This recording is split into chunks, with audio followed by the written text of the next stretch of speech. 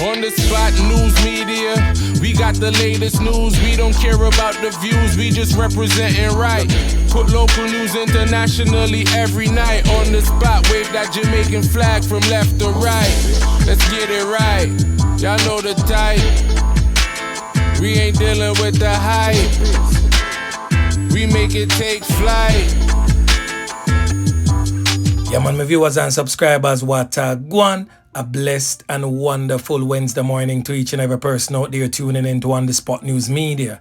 Now, my peeps, I don't know how we do it over on this side each and every morning. We have to give thanks and praise to the Most High Creator for the preservation of life, because life is indeed the greatest. So in the morning, my peeps, I have a few stories to share with you, the regular members of Chan Public and also members of the diaspora. So please like the video, share the video, watch the entire vlog so you can get a full understanding and a better appreciation of everything we are going in Jamaica. So watch this now, my peeps. We're going to kick it off this morning here with some birthday greetings coming out of Grand Cayman. So blessings upon you strong, the man known as Reds. Yeah man, enjoy your earth strong. So watch this now. We're going to definitely give you an update in yesterday's international news involving this Jamaican man presently on your screen identified as Michael Jocelyn Gray, said to be age 49, and he's also of a Marvelly address in Jamaica. Now, this criminal element here is definitely a wrongdoer. On The Spot News Media made several checks and several reports was sent in to him, stating that this brother here is a known Knockist and Clappist that has been involved in several knockings and clappings in the Orlando area. He is most definitely feared by the Orlando citizenry and most definitely a regular member of the ClapWeh League. Yeah man, so most persons are stating that he got what was coming to him, and he's also a known contract Knockist and Clappist. He has a long history of crime and criminal run-ins with the law. He was also deported from London, England some years ago and found his way into the United States of America and continued his ClapWeh lifestyle. Now, what happened to him over the weekend was definitely coming. It is said that he recently was released from jail about 2 weeks ago for a double knockings and clappings that took place in Orlando, Florida. It is said that he was trying to basically form a gang in Orlando, Florida, and basically going around trying to intimidate people and recruiting young men to be a part of his gang. But his life was cut short by another criminal element. Yeah man, so you live by the gun, you die by the gun. At age 49, boy, may I tell you my peeps, the thing rough, but a ClapWeh when him young and ClapWeh when him grow up, same way. So anyway, back to local style. Now the JCF, that's the Jamaica Constabulary Force, is reporting this morning an 11% decline in knockings and clappings, resulting in the loss of life of our people.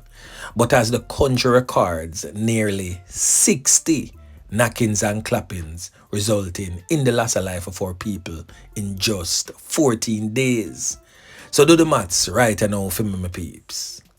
That's approximately 4 people get ClapWeh per day for it to amount to nearly 60. That is indeed something to be concerned about. But many Jamaicans, to include Indicom and their affiliates, stating that it is worrying to them the increase of police fatal knockings and clappings of criminals. Well, let me paint a picture for you, my peeps. Once there is an increase in criminal activities, there will also be an increase in police confrontation with criminals. Because once criminals roam rampant out there, police duty is to confront them and stop them in their tracks. So of course there will be an increase in police knockings and clappings. So what we should be more concerned about is to cut down the amount of criminal activities in the country, and I can guarantee you that the amount of police confrontations with criminal elements will also be less. So less crime, less police knockings and clappings. So let's not worry about the criminal elements that the police are taking out. Let us worry about getting these criminal elements under control to save the lives of our citizens. Yeah, man. So anyway, make we continue. So with 28 more loss of life recorded in our dearly beloved island home Jamaica over the past week, that's between March 16 and March 23, homicides detective have close to 60 loss of life to probe in 14 days. This is after 31 loss of life was reported for the week of March 9 to March 16. So according to the Jamaica Constabulary Force latest serious crime statistics published today, the country's murder toll as at March 23rd stands at 251. March 23rd gone already, so you know say that number has risen. Now this represents an 11% drop in loss of life year on year, or basically 30 less homicides over the corresponding period last year when it was 281 at that given time last year. So the St. James Police Division still remains the most murderous police division of all 19 police divisions with 35 homicides. So although this represents an 8% decline when compared to the corresponding period last year, the 35 homicides in Mobile is still worrying. The Westmoreland Police Division stands at 24 homicides. The St. Catherine South Police Division now stands at 22 homicides. The St. Andrew South Police Division stands at 21 homicides. And the St. Andrew Central Police Division stands at 19 homicides. And this basically rounds up the top 5 most murderous police divisions. Now, incidents involving knockings and clappings, that's basically serious injuries of persons with intent to slap them with permanently, has increased by 7% and 3% respectively. So basically, my peeps, if those persons with the knockist and clappist them clap can pan and them survive it, if those persons were taken out permanently, we would most definitely have a similar figure to that of last year, or probably surpass the figure of that of last year. And this in itself, my friends, is most definitely worrying. Yeah, man. Now on your screen, as you can see, we are driving through the troubled, war-torn, crime-riddled Kingston Central Police Division, areas under the control of the Darcsyde criminal gang and the Genocide criminal gang. So in the morning, my peeps, we're going to feature a certain criminal element presently on your screen, identified as his criminal alias as Dambo. When Little Danny was alive, this criminal element here was one of Little Danny's top knockists and clappists. Yeah, man. Really sneaky and cunning little youth. Deadly, as you can see in his eyes. Now this criminal element here, I'm not giving him no props whatsoever. This is not a collar popping type of story. It's just to showcase to you, the regular members of Chan Public, the criminal elements that resides within your communities. And for you, the regular members of Chan Public out there, can identify them when you see them in the streets and stay clear.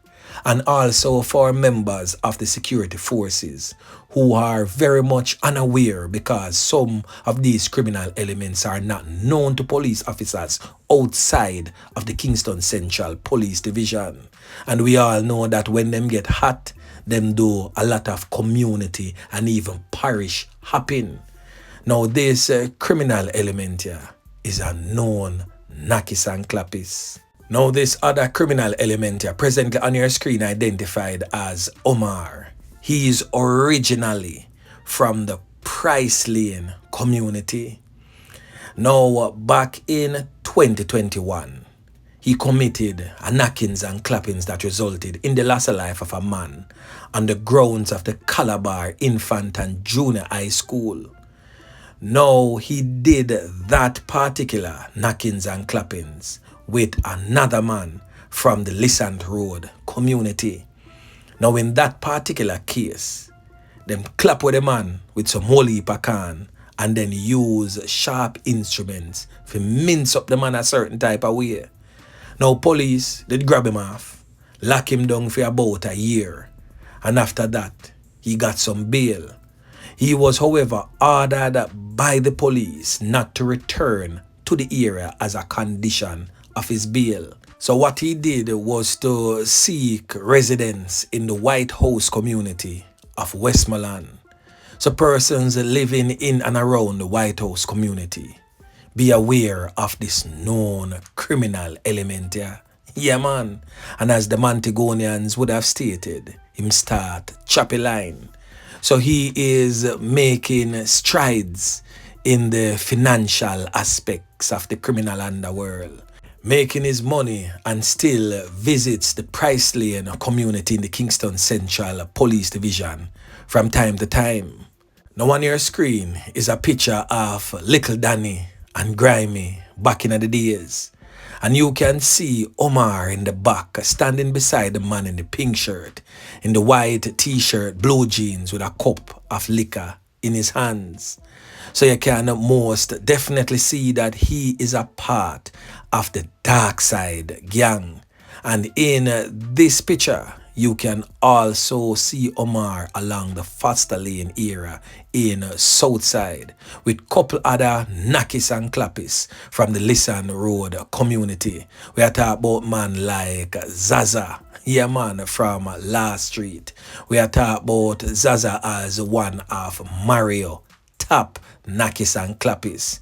You can see Omar in the black shoes, blue jeans pants and a watch on his hand. So that is Omar right there in the back. Now, funny enough, my peeps, he has a nephew that reps for the other side of the fence. He has a nephew that says genocide. And back in 2022, that nephew went around the Rum Lane area. And basically the Rum Lane section that is back of Wildman Street. And go link up couple of them dogs them. And his followers, his Knockist and ClapWeh, them see him own nephew and knock it and clap it on the nephew. Luckily for that nephew, he's still among the land of the living. Yeah man. So now see how the criminal underworld work dirty as it relates to the gangster type of livity. You have to just pick a side and stay upon it. Family or no family. Once you rep for the other side, a can go beat under your skin. Yeah man. Now over there in the troubled, war-torn, crime-riddled Kingston Western Police Division, detectives attached to the Kingston Western Police Division have arrested and charged a 25-year-old man identified as Donovan McFarlane, otherwise known as Diamond, in the streets. Diamond is said to be of a Upper Oxford Street address in Kingston, that's Hannatown. Now he was charged with the loss of life of a man. He was also charged with possession of a prohibited weapon and unauthorized possession of ammunition, making the use of a firearm to commit a felony and conspiracy for taking the life of a man. And all of that is following an incident that took place along Hannah Street in Kingston 14 on Saturday, March 16th. So the man that lost his life is said to be 33-year-old Randy Wilson, said to be a plumber of a Jones Pen address in St. Catherine. Now reports reaching on the Spot News Media suggest that sometime around 9:05 a.m. on that day, residents stumbled upon the body of the man and summoned the police. Upon the arrival of the police, Wilson was seen laying on the ground with his hands and feet bound and a rope and multiple corner wounds all over the upper body and head. Police, acting on information, conducted an operation in the area and McFarlane was subsequently arrested and charged. His court date is now being finalized. Yeah, man. So anyway, my peeps, the knockings and clappings continues. So whilst traversing these streets, as always, my peeps, safe travel, pan the gravel, continuously look out on a corner, yeah, cause the old dirty corner boy, them always out there. Alerts, yeah man. So anyway, my peeps, remember to like, share, subscribe to the channel. Stay tuned to On The Spot News Media as I continue to bring you fresh news and updates in a subsequent newscast. On The Spot News Media, yeah man.